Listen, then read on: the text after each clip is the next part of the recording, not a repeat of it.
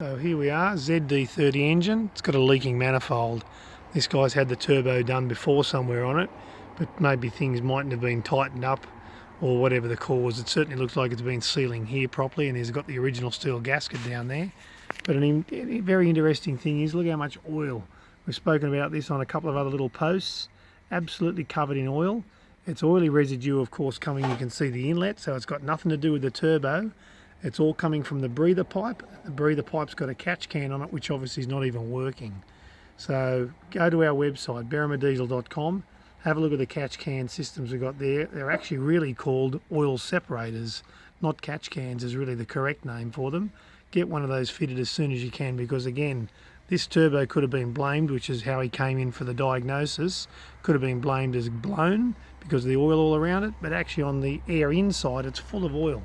So it's got nothing to do with the turbo. There's the outlet side. So it's getting loads of oil in it because there's no proper oil separation going on with that breather tube, and the catch can he thought was working isn't working. So get a proper oil separator, go to our berrimadiesel.com website, and you can watch more of these interesting Facebooks and YouTubes online.